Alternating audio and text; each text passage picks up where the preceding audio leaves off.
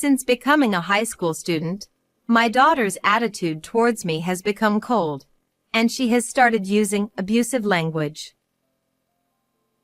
You're not my parent. You ugly. Get out.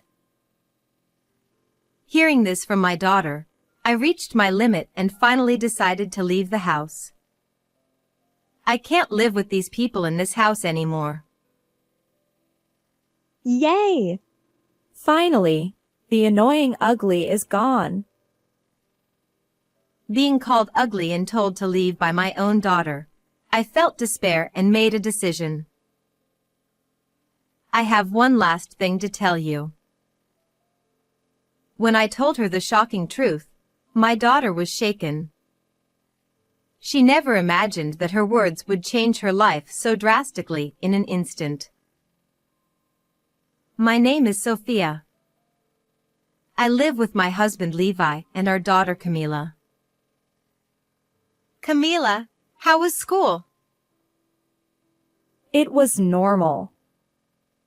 Can you stop asking the same question every day? Lately, Camila has been like this all the time. You don't have to say it like that. Camila glares at me as I try to admonish her. Since becoming a high school student, Camila's attitude towards me has clearly become colder, perhaps because she is in her rebellious phase.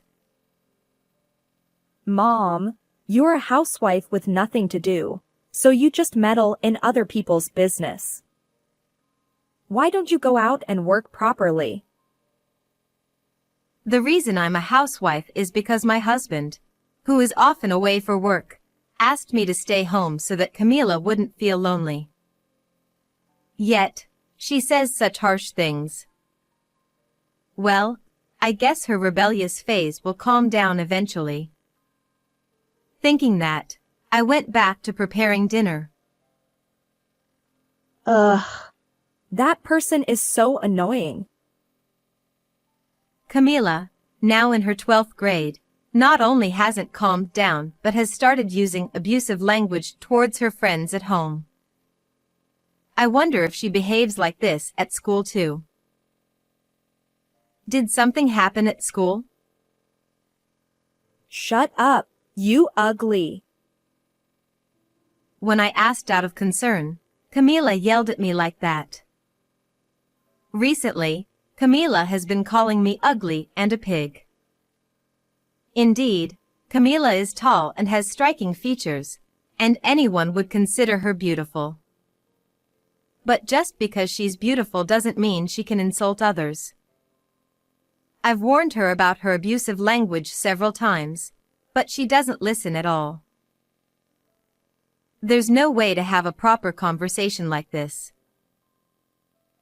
Thinking that, I stopped talking to Camila any further. I wonder how long this rebellious phase will last. Are other kids like this too? Thinking about such things, I decided to make Camila's favorite pasta for dinner to improve her mood. Camila, dinner is ready. I called out to Camila, who was lying on the living room sofa playing with her phone. Camila got up sluggishly and walked slowly towards the dining table. She looked over the dishes on the table. Today, I made your favorite. Hey! What are you doing?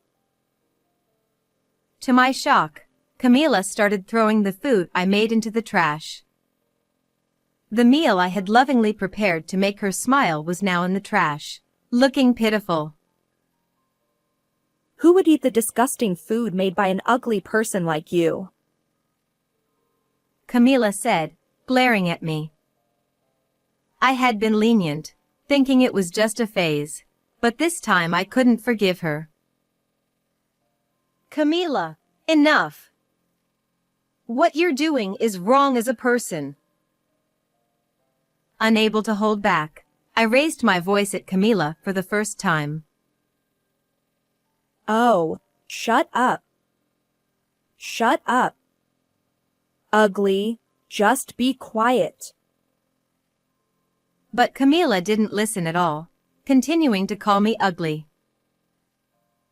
Levi, say something to Camila. I sought help from Levi, who was watching TV. However, Levi didn't even turn to look at me. I'm tired from work. Let me rest. He muttered while still watching TV. I felt despair towards Levi. I realized I couldn't rely on him. If I leave Camila as she is, she will grow up to be a bad adult. Thinking that, I continued to scold her without flinching at her abusive language. Seeing me act differently than usual, Camila became more defiant, and her abusive language escalated. You're not my mother, you ugly. Get out. Camila smirked as she said that. I'm not her mother. I couldn't respond to those words. For the past 3 years, I had been patient, thinking her rebellious phase would eventually end, but I had reached my limit. Moreover, Levi, who was in the same room, didn't help at all. It's always like this. He leaves everything about Camila to me and pretends not to see when she acts defiantly towards me. Even though she's his own child. I was disappointed in Levi too. I realized I couldn't live with these people anymore. Fine. I'll leave the house. I quietly told Camila and headed to my room. Yay! Finally, the annoying ugly is leaving. Unaware of my feelings, Camila was happy to see me start packing. Hey, wait! What are you doing? Sensing the seriousness of the situation, Levi hurried over. She's leaving. Camila told Levi, who came to check on me, and then returned to her usual spot on the living room sofa. I stood in front of Levi, looked him straight in the eyes, and said, I'm divorcing you and leaving this house. Wait, please. Don't do that. Realizing I was serious, Levi started to panic. You don't feel anything when Camila insults me, do you? I've been patient all this time, but I can't stay in this house any longer. It seems I was the only one who wanted the 3 of us to live happily together. I was wrong. Please, don't divorce me. It's fine, Dad. Let her leave. Camila, lying on the sofa, laughed as she said that to Levi, who was desperately trying to stop me. Where did I go wrong in raising her? Memories of making sweets together and shopping for clothes with Camila came flooding back. She used to be so kind, even helping me carry heavy bags. She was such a sweet child. The carefree smile of Camila in my memories was not the Camila in front of me. Insulted by my own daughter, who calls me ugly and tells me to leave the house, I felt despair and made a decision. Camila, you're already 18. In society, you're considered an adult. You need to understand that your actions come with responsibilities. And one last thing. There's something I need to tell you.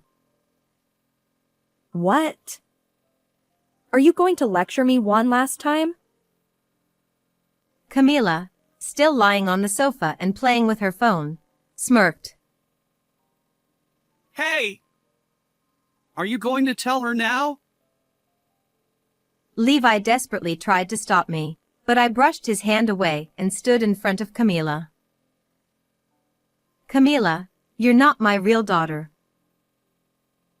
Camila's hand stopped fiddling with her phone. I'm short and plain looking, unlike you. That's because you're not my real daughter.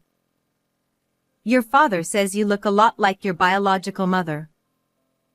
In both appearance and personality. Lucky you.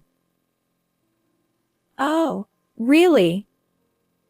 I'm glad you're not my parent. Camila tried to act calm, but she was clearly shaken. Ignoring her, I continued talking. Levi divorced his ex-wife just before Camila turned 1, so Camila probably doesn't remember her biological mother at all.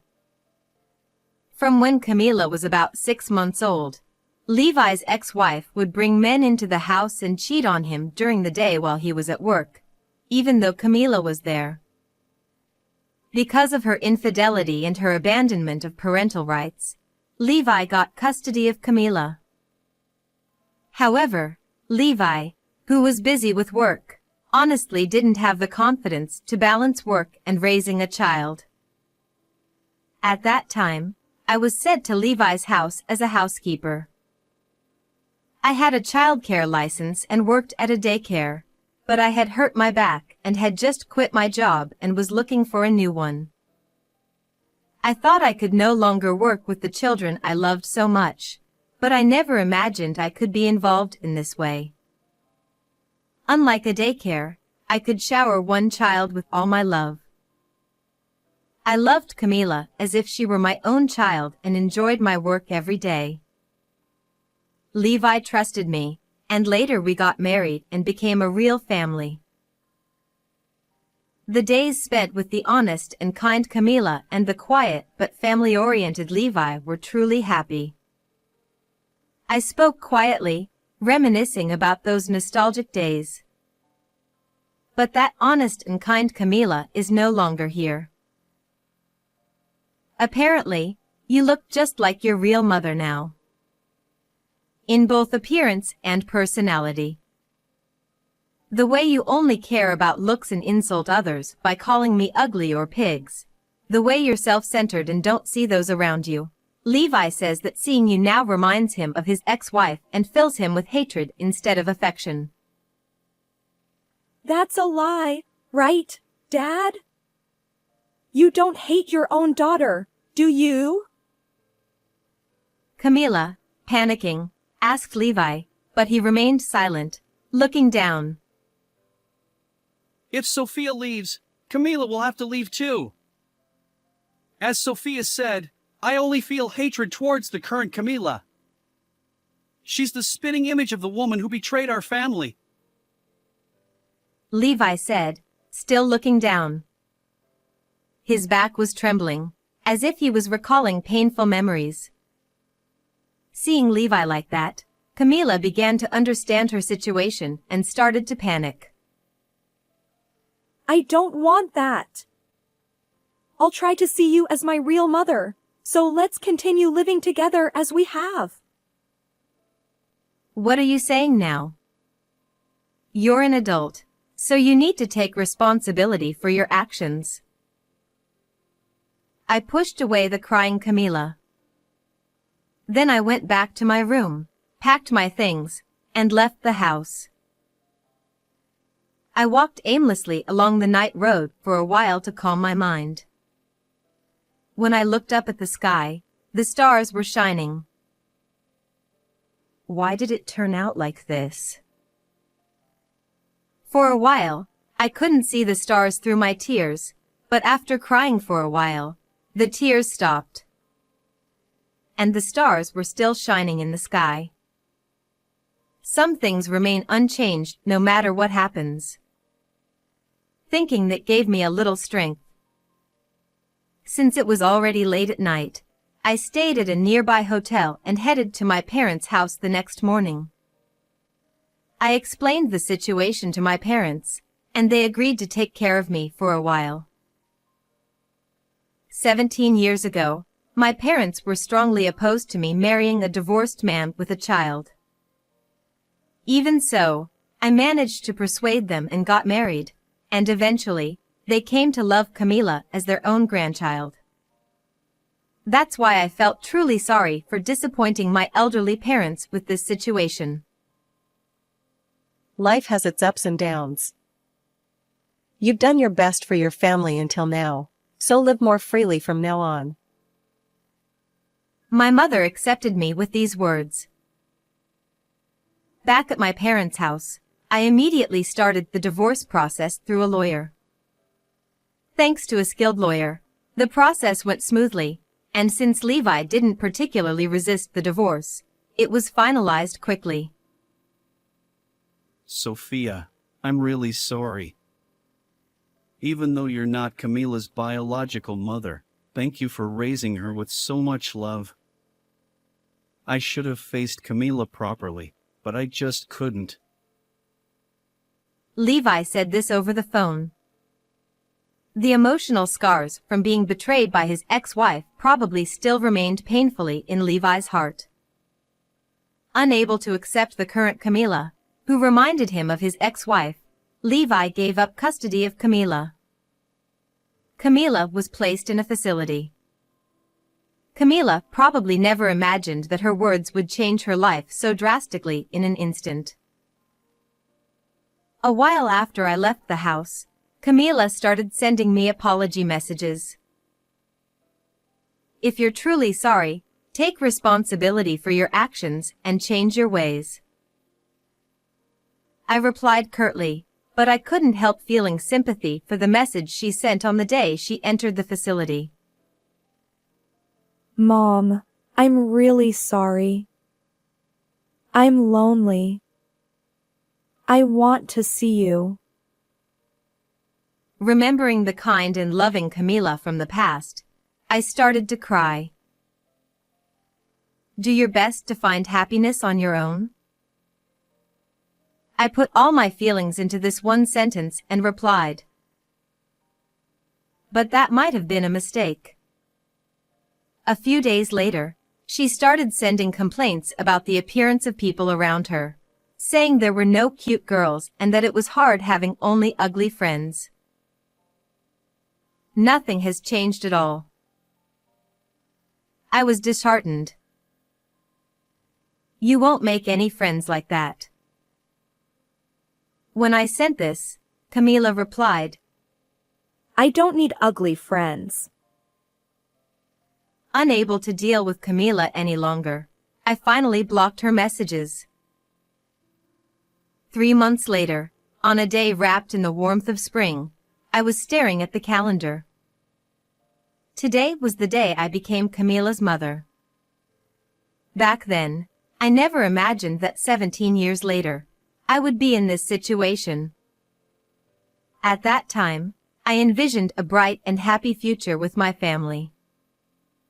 Since blocking Camila's messages after being disappointed by her refusal to change even after entering the facility, I knew nothing about her. However, the other day, I received a call from Levi and learned that Camila would be leaving the facility in March. She probably doesn't care at all that I blocked her messages. She might have completely forgotten about me by now. I thought she was just a stranger to me now, but having raised Camila as my own daughter for 17 years, I couldn't see her as a stranger.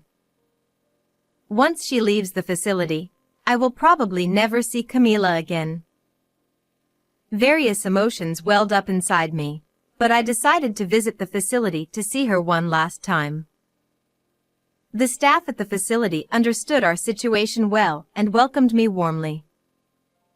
While waiting in the office, I saw Camila returning from school.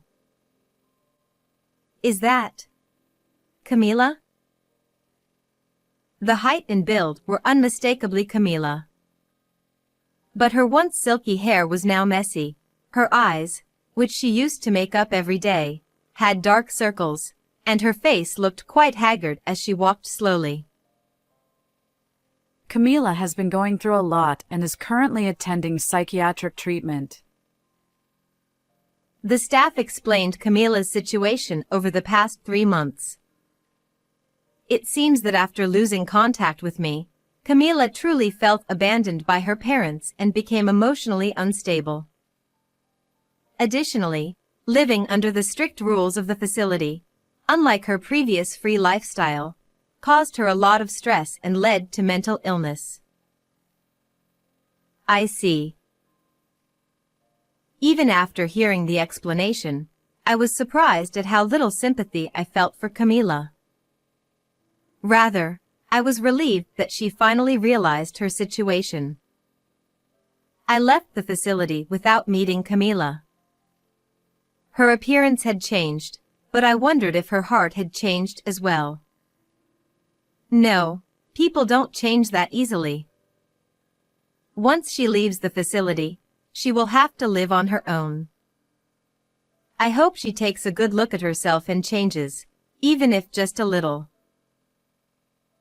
A year later, I am now living a lively life, working part-time while taking care of my parents at home. When I went to the hair salon the other day, the stylist was surprised at how shiny my hair was. It seems that being freed from Camila and Levi has relieved my stress. Back then, I was always trying to please Camila and being considerate of Levi, who was working hard outside, striving to be a good family. I never thought of it as stress, but my body was honest. Now, my health has improved significantly, and I naturally smile every day. I'm glad you came back, Sophia. Hearing that from my mother, I felt the warmth of a true family.